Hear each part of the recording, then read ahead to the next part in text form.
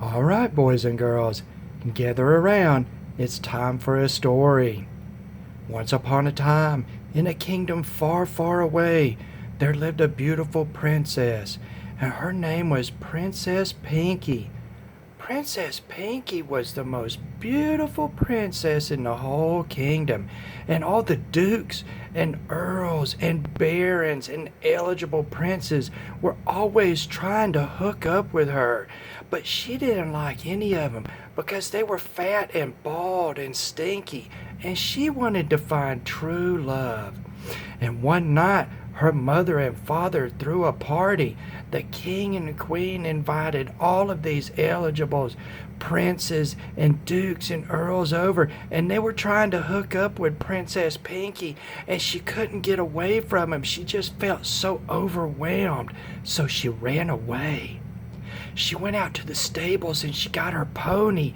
She got on her pony and she rode to the forest to get away from everything because she was so upset. But what she didn't know was that in the forest there lived a beast. She was riding through the forest on her pony, and something spooked her pony and it threw her, and she fell and hit her head and blacked out.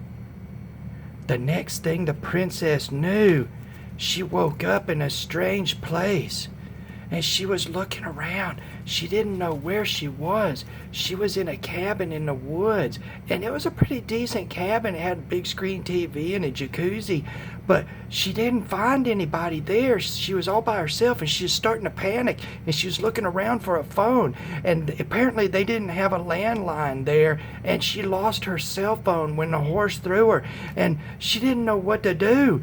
Well, the next thing she knew, she heard some heavy footsteps, and she ran and hid behind the couch, and in the door came a beast, and she looked out and she saw the beast, and she thought, wow, that beast is pretty buff. So she came out from behind the couch and she said, hey, my name is Princess Pinky. Who are you? Well, I'm the beast, and I found you in the forest and brought you back to my cabin to make sure you are okay, princess. I'm doing okay. I'm a little dizzy, but I'm okay. I think I hit my head. Yeah, I think you did hit your head. Well, you're pretty buff for a beast. Well, thank you, princess. Beasts are typically pretty buff, but I work out a little bit and try to watch what I eat. I eat some vegetables and some fruit, and try to cut down on the bread unless it's, whole wheat, so I can stay buff. Well, whatever you're doing, it's really working because you're kind of hot for a beast. Well, thank you, princess, and I know you already know this, but you are pretty smoking hot yourself. Oh, thank you, beast. Could I use your bathroom? Sure. It's over there next to the bedroom. Okay, I'll be right back. Wow, that princess is smoking hot. I'd like to get with her, if only I wasn't a beast. Oops, something happened to my dress and it fell off. Well, princess, let me come over there and help you. Let me grab your dress here, and we'll try to fix this issue. Oh my, what a big blade you have. Oh, you know it, princess. All right, boys and girls, I think we need to give the princess and the beast a little bit of privacy, don't you? What up, everybody, and welcome to Baz on Blades. My name is Baz, and I talk about blades. Today's feature blade is the PMP Beast. I gotta tell you what, this thing is a beast. It is an exercise in being overbuilt. And we're gonna have some fun with this review. I want to say up front, I got this knife on loan from LTK over at Love Them Knives. And I'm gonna put a link for his review on this knife because he had a lot of fun reviewing it. You cannot help but have just a ton of fun doing anything with this knife. It is so crazy. So I'll put a link for his review in the description section. You guys go over there and check it out. What we've got here is the PMP Beast. PMP knives are being made by Max Ace in China. This is sort of an independent knife company, and Max Ace is working as their OEM. And LTK has got a lot of information on his video about PMP, so I'm not going to get into that. Again, go over there and check his video out for that. Let's set this thing down, and we'll take a look at the packaging like I'd like to do. And it's pretty doggone nice. This knife comes in a semi-rigid, this is like a large sunglass case, or maybe you'd use it for electronics or whatever. It's pretty sizable, guys, and it's nice, and it's got this faux carbon fiber look to it, and you got the PMP Knives logo that is on the front of it here. It's really, really nice, guys. Some of the best presentation and packaging that I have seen. And inside of that, you're going to find an extensive set of accessories. What you've got is a nice full-size microfiber bag here, a drawstring bag that is printed with the PMP Knives logo, and it's really nice, guys, as nice as any other out there. Then you've got what would be a little cleaning cloth with other brands, but actually this is like a beach towel size cleaning cloth, guys, and I don't know if you can see, but it's sewn all the way around the edge, serged around the edge.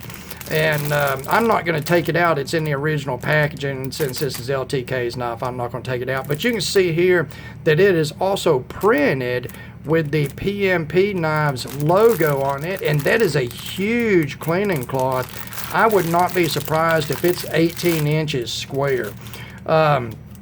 Then you've got the PMP sort of business card here. And this is the specs on this knife. And of course, I'll go over the specs as I measure them, but you can pause and read here.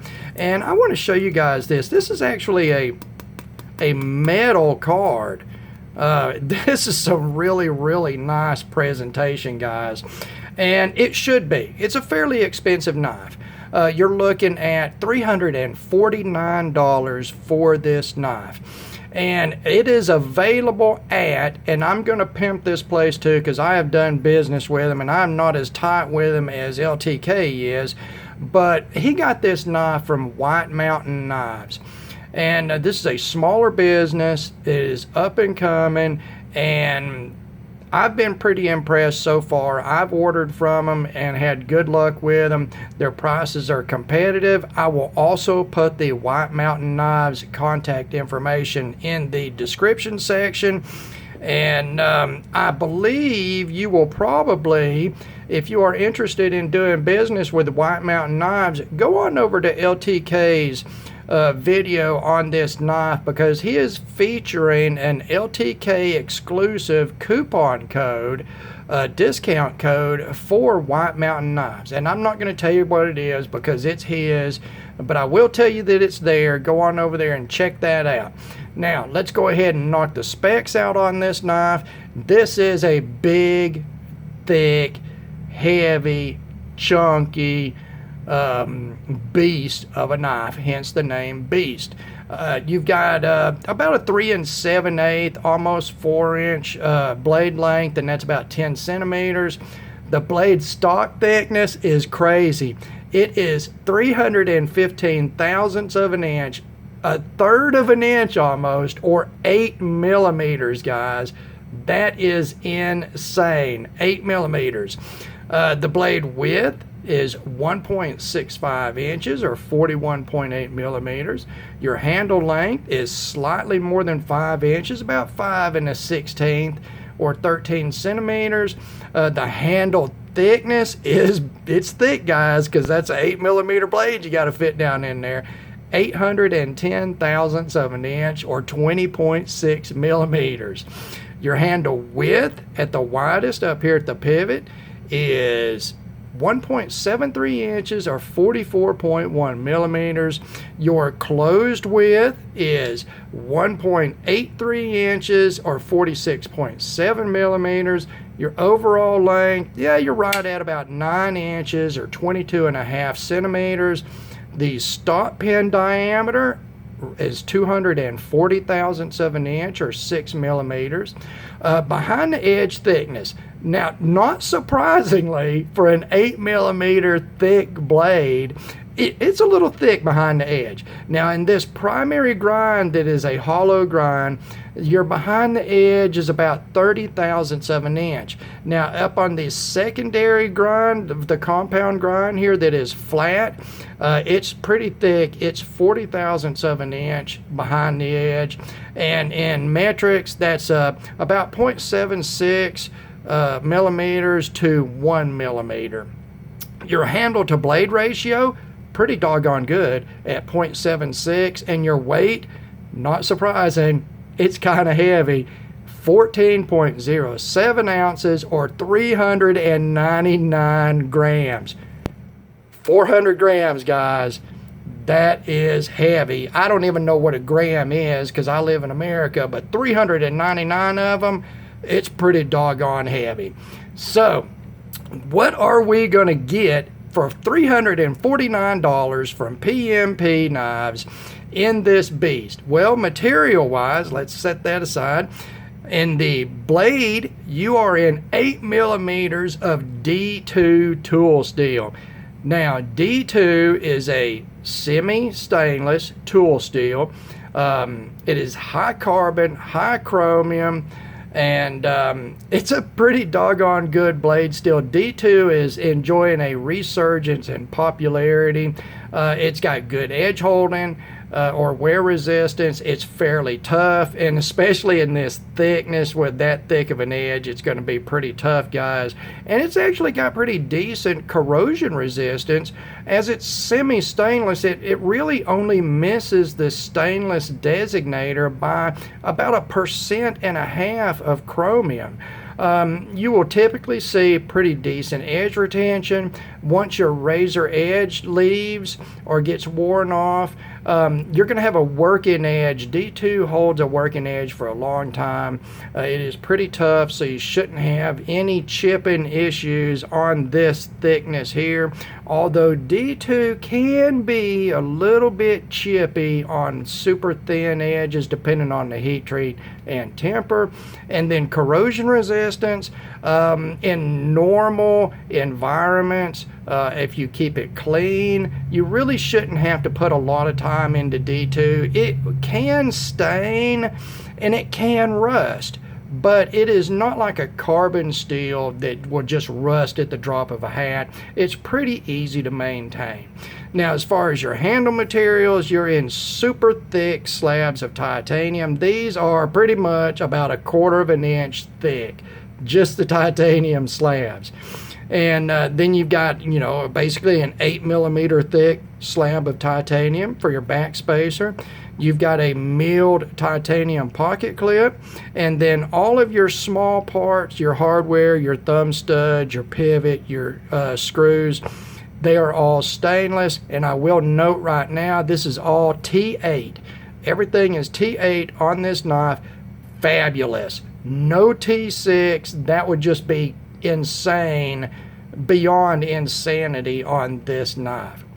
So you've got very solid materials. Now we'll go into fit and finish. On the blade, everything, all the grinds are good. Like I say, the edge is a little thick, but that doesn't really have anything to do with fit or finish. It just has to do with the blade stock thickness. But as far as your primary and secondary grinds here, they're even side to side. They're well done. You've got this big, wide blood groove fuller here that serves no purpose other than just to be aesthetically pleasing and to add some detail. You've got big old chunky thumb studs there.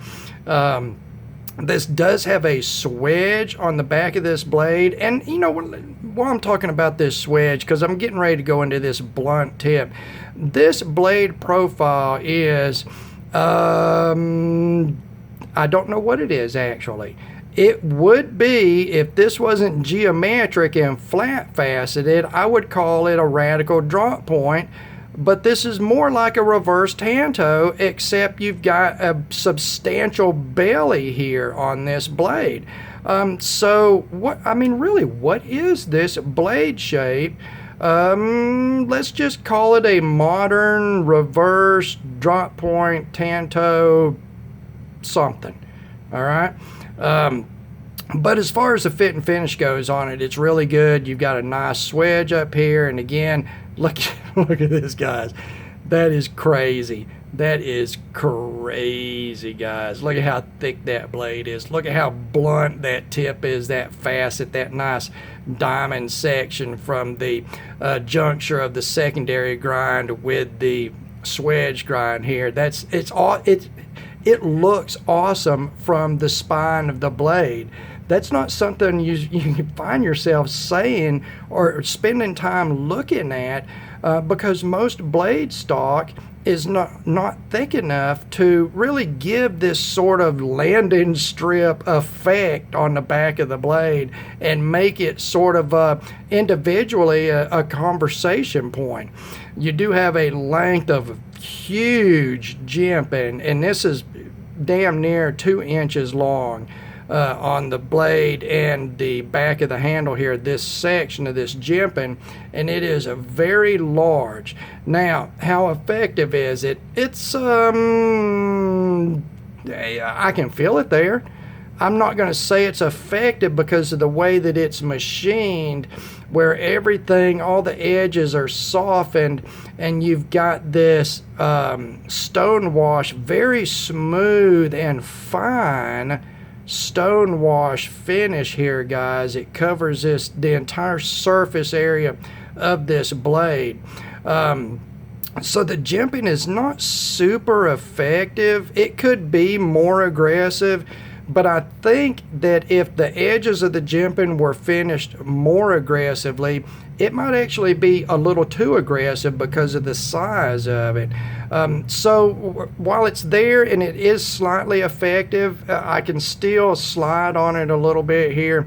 I'm going to say that it's more aesthetic than anything. And speaking of that, you're going to go from this jimping into this milling here on the handle.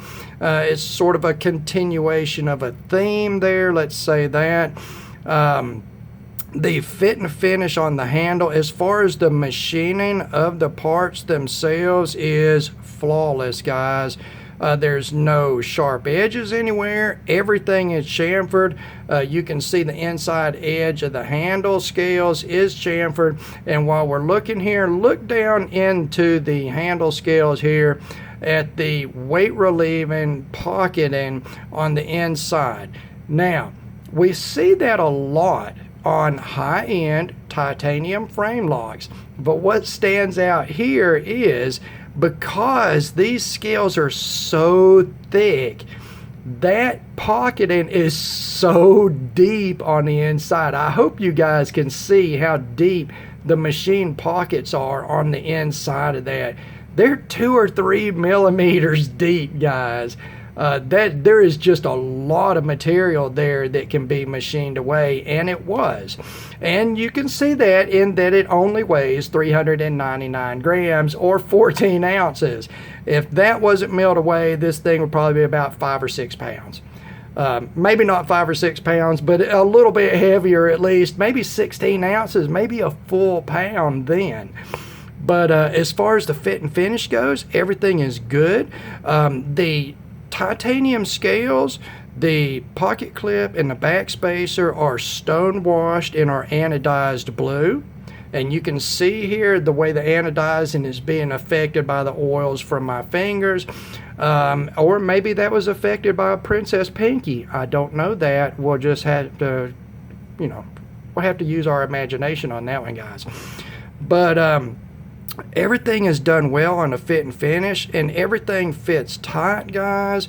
The machining as far as the pocket clip and backspacer looks good. I love this integrated lanyard attachment point here.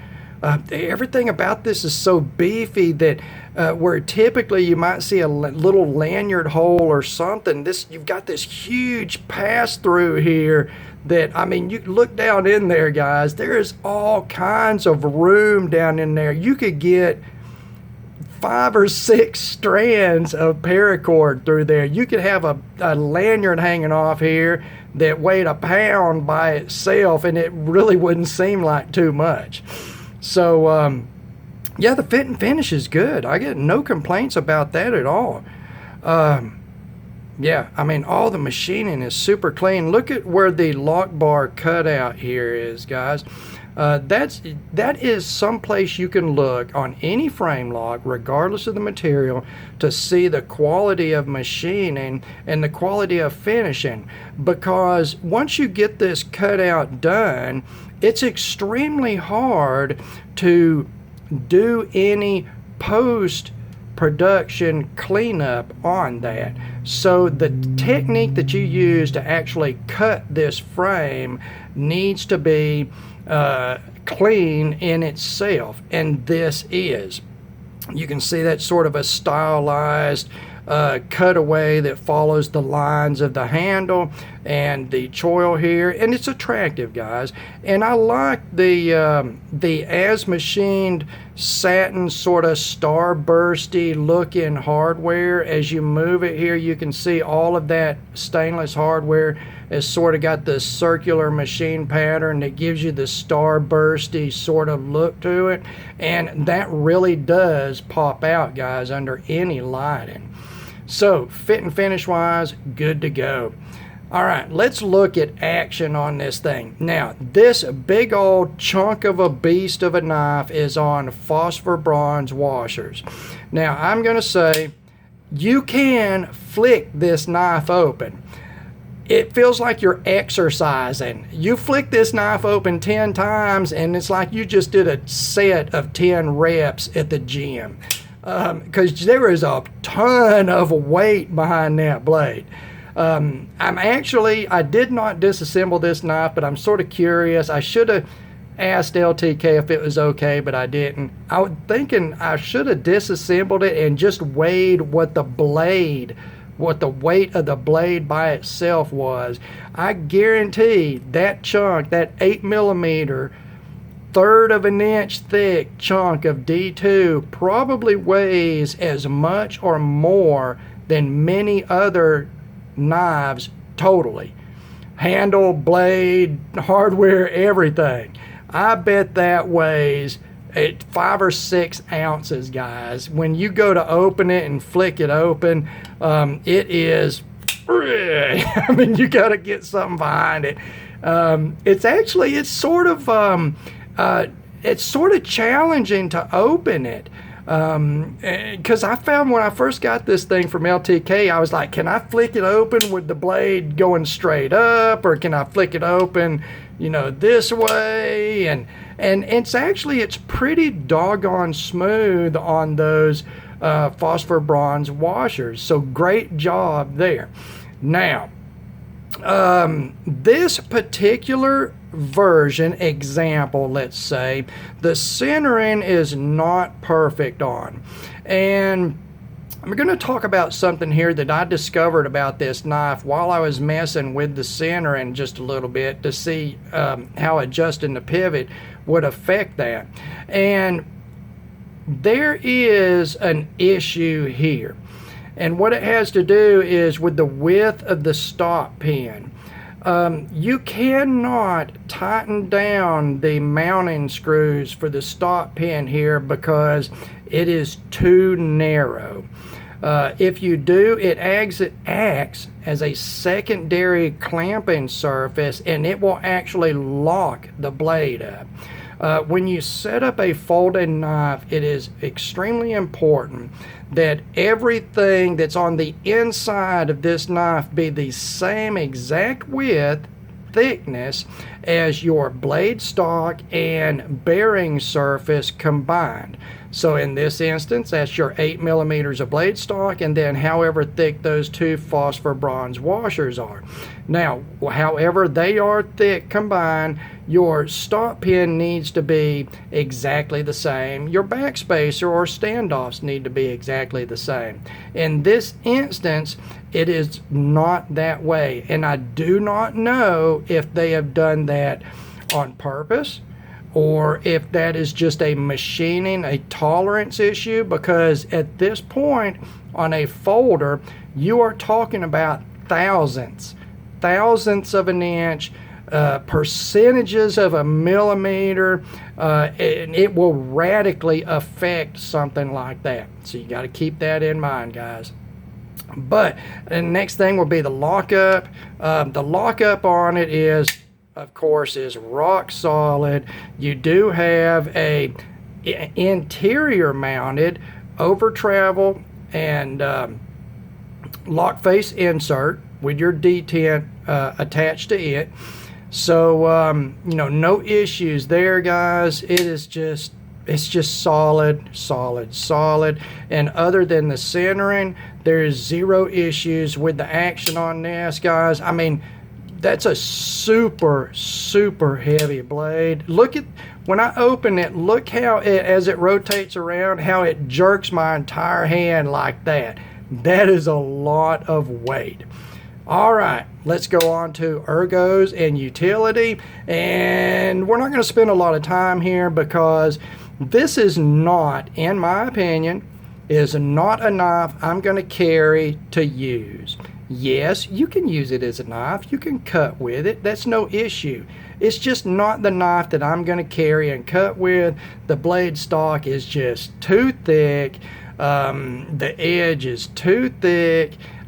This is a piece that you carry, and it is basically an exercise in being overbuilt, not in technical knife building. It's just, I'm overbuilt, deal with it, period. If you don't like it, you're a girly guy. That's pretty much what this knife is like. And I can imagine this knife, actually, if it had a voice of its own, calling me a girly guy because I wouldn't use it to cut with. So, so as far as the you know, the utility use of the blade, you've got some pretty radical short area of belly here. It is not a piercy point. It is super thick, guys. You know, 30 thousandths behind the edge on this hollow grind part is not terribly bad. So it will cut, guys. Don't get me wrong on that. But it would have probably been a much more effective slicer if we had a slightly different blade grind, maybe a more standard drop point, singular grind here that was maybe a flat grind, that was a full flat grind, taking advantage of the height of the blade to deal with some of that thickness. But of course, you couldn't have had this fuller here or anything like that. So maybe they'll do another generation of a knife like this, and they'll do it in a flat grind, a full flat grind, where it'll be more slicey. Now, as far as the ergos of the handle, yes, it is super thick, guys. It is 0.8 of an inch thick, you know, 80% of an inch right there. But you've got to get that 8 millimeters of blade stock down in that handle. So really, you don't have any choice. Between the 8 millimeter gap here and the nearly 1/4 inch thick scale thickness, to keep this knife sort of balanced in look and feel with that super heavy blade, it is hand feeling. Now, I have a medium-sized hand, and honestly, it's not uncomfortable. There's nothing uncomfortable about it. Yes, it feels chunky, but it's not uncomfortable. It's actually comfortable, guys. You've got a nice finger choil here. You've got a wide open center section of the handle, a nice bird's beak at the back here. It's, you know, everything is radius. I mean, everything is just smooth on it, and it's actually pretty doggone comfortable in the hand. Now, this brings us to something that I need to make you guys aware of, and it is a safety issue. Because you have this huge gap here between the scales to accommodate 8 millimeters of blade stock, you can literally and easily reach in there and touch the entire length of the blade. I'm not pushing my finger down in there, forcing it, guys. I can touch that entire length of blade edge. Now, it is down in there, okay? It is down in there. So if you're flat across the back here, you're not touching anything. Okay, I can push my finger down in there and I'm still not touching anything. But if this is in your pocket and for any reason it's going to go in your pocket and you put your hand down in your pocket, say your pinky could go in there and slide on that blade, guys. So you need to keep that into account. Is it a design issue?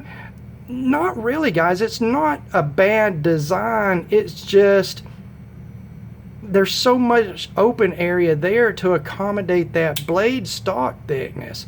Really, to do this, unless they would have just done a full backspacer, there's not a lot they could do about that. I mean, they could do a full backspacer, but I mean, you probably be talking, you know, pretty heavy then, more than 399 grams.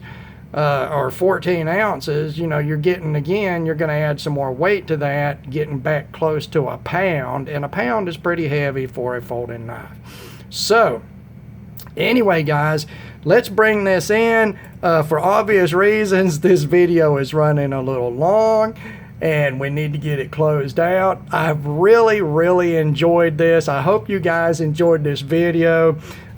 Princess Pinky hopes you enjoyed the video. The Beast hopes you enjoyed the video. And thank you, LTK, for loaning me this knife. I really did enjoy it. As always, thank you to all of you for taking the time to watch one of my videos. God bless all of you, and we will talk to you again.